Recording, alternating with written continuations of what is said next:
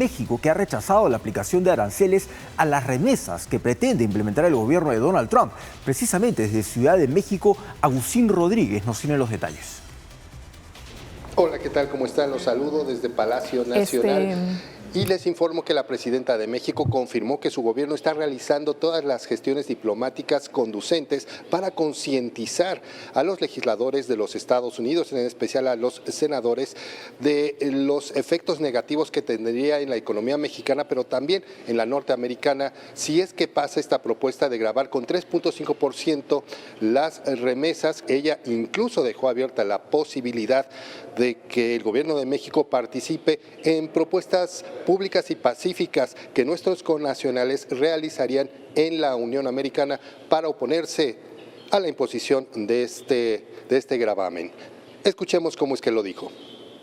Pues vamos a seguir trabajando allá en Estados Unidos en el marco de la ley de Estados Unidos para poder hablar permanentemente con los senadores y decir la afectación que esto va a tener incluso para la propia economía de los Estados Unidos. Y en ese marco, pues ya, si es necesario, pues haremos movilizaciones que muestren pacíficas, que muestren que no estamos de acuerdo en nuestros argumentos de por qué no estamos de acuerdo. No estamos de acuerdo que se ponga impuestos a los que menos tienen. Cabe recordar que tan solo en 2024 México recibió algo así como 112,000 millones de dólares por concepto de remesas que los connacionales envían a sus familiares aquí, a nuestro país. Hasta aquí mi reporte. Muchas gracias, Agustín. Bueno, es un tema sumamente controversial, muy polémico. Esto se ha aprobado hace unos días en el Congreso y ya va a pasar al Senado. Todavía no hay una fecha en la que van a empezar a debatir.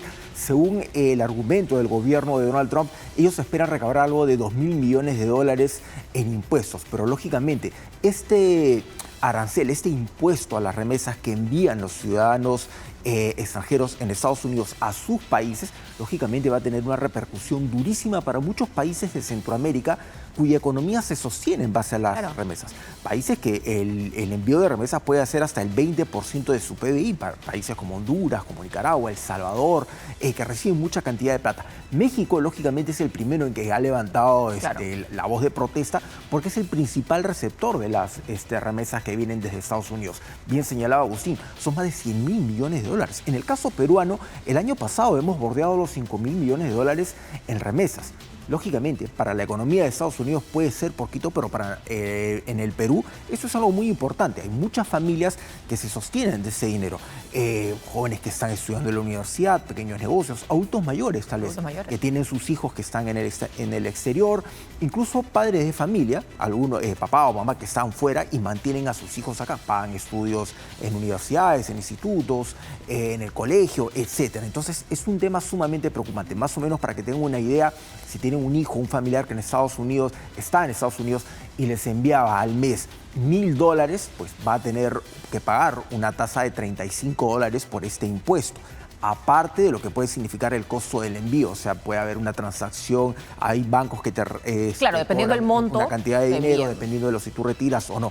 Entonces, este es un tema lógicamente preocupante y evidentemente la presidenta Claudia Sheinbaum ha dicho, bueno, nosotros estamos gestionando con los representantes en el Senado, aliados, para ver un cierre político, o sea, que esto no avance o en todo caso, en su defecto, vamos a protestar, o sea, ver la manera de negociar con el gobierno de Estados Unidos para que esto no avance. En el caso de los mexicanos, o sea, ellos están viendo lo suyo, temas. claro. O sea, ellos dicen, bueno, acá resolvemos el tema de los mexicanos y cada uno baila con su pañuelo. Y tratando de entender la lógica de Estados Unidos para colocar este arancel, ¿cuál sería el sustento? ¿Es una fuga de capitales, de dólares americanos que no se gastan dentro de nuestro territorio? Entonces, por eso les aplico un impuesto. Así es. El primer argumento de Donald Trump es que, en primer lugar, esa es plata que se gana en Estados Unidos, pero no se gasta en Estados Unidos. Entonces, lo ideal es que se gasta en Estados Unidos. Lógicamente, es una medida de coerción para la gran cantidad de indocumentados que hay en Estados Unidos. Claro, esto afecta a indocumentados y a personas que tal vez tienen un estatus migratorio regular, pero todavía no tienen una green card.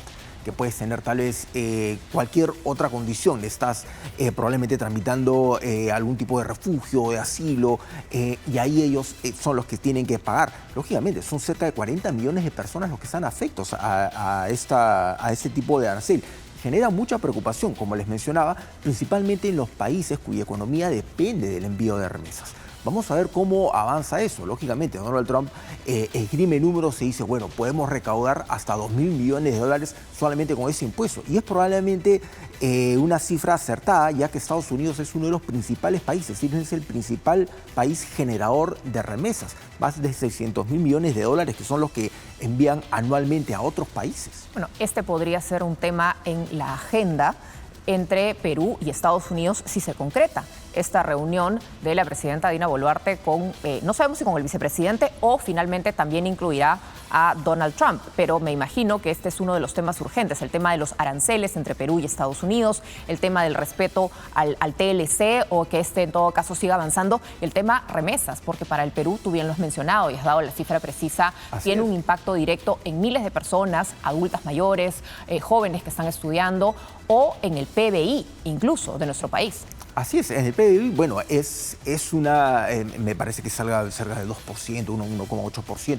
Tiene una repercusión, uno puede decir, bueno, pero es poquito, pero hay que entender, son miles de personas que de alguna manera se sostienen de esto, o sea, economías familiares que se sostienen. Podrían pasar a una línea de pobreza si dejan de recibir ese dinero. Así es, economías, madres que tienen hijos que dependen del papá que está afuera, o viceversa, o puede darse el caso de papá y mamá que están en Estados Unidos y mandan dinero y los hijos están a cargo de los abuelos. Así es un tema sumamente importante y que ha generado mucha preocupación, no solamente en el Perú y en el caso de México.